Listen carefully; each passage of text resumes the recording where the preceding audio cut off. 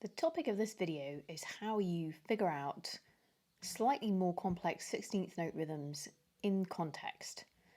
So, here is an example.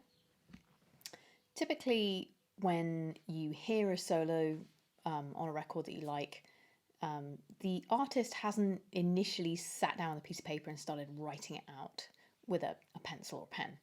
Typically, they've had an idea, they have improvised, they've got some motifs, they've developed it, they've carried on refining it, they've worked on it phrase by phrase, and till they're happy with the way it sounds, and then they've recorded various takes. And then somebody comes to transcribe that solo, and it can end up looking complicated. Okay, so here's what we need first. First of all, we need to understand what the individual units of notation are. In this example, which has a solo by Eric Clapton, we've got some 16th notes, we've got some 8th notes, we've got some rests, we've got some ties. So I'm going to show you just a quick recap.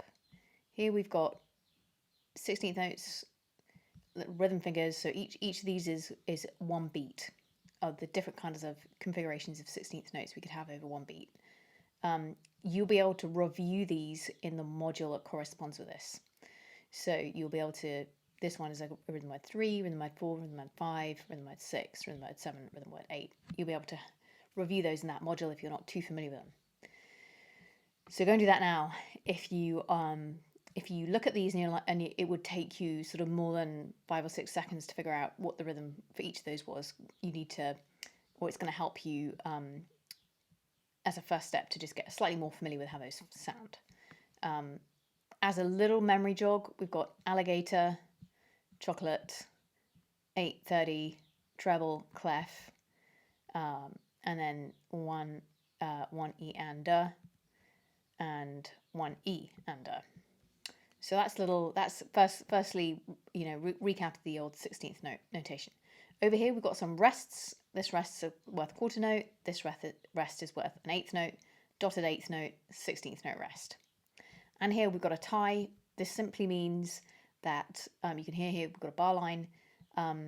If we want this note to carry on ringing into the next bar, which is very common, the way that we get that effect is by writing a tie. So you'll often see these across the middle of the bar and across the bar line. So the first step is to make sure you know what those notations are. Now, really the way to get good at this, to be able to do this kind of quickly, so that you can just see those rhythms and read them, is to make sure you've got a very exact understanding of what is happening at every point in the bar. So we've got these grids here that we've got 1 E and a, 2 E and a, 3 E and a, 4 E and a. So at any point in the bar, if we can know if there's a note starting, and this is really, you got to know what is indicated by the notation before you can practice this accurately. So go back to our example here, and what we can see, if I start from, the beginning here, I've got a rest, bend, little phrase that ends with a bend going to the next bar.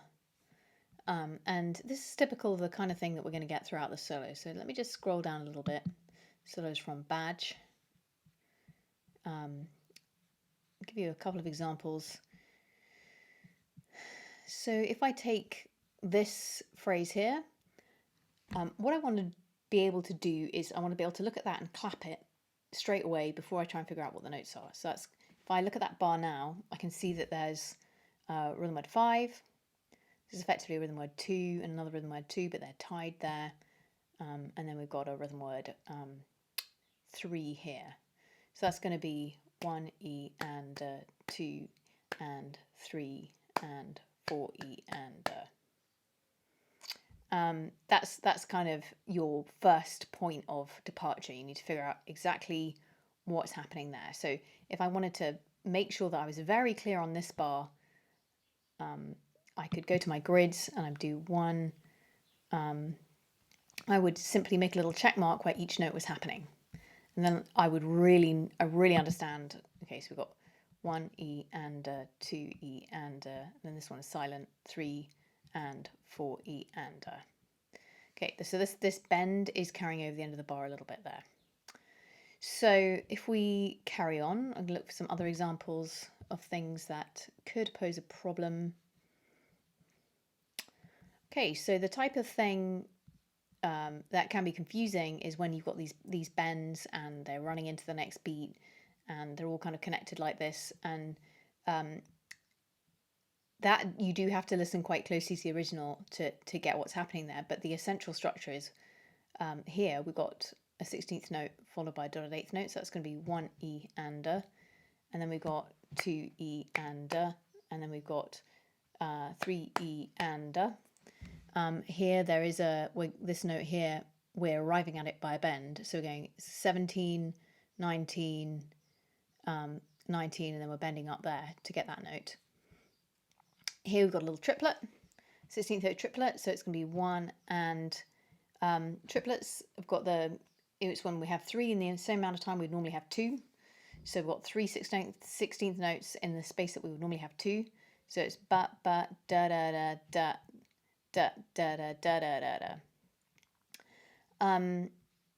We might also find some rests. If I scroll down and try and find a place we've got a rest, that might confuse the issue a little bit.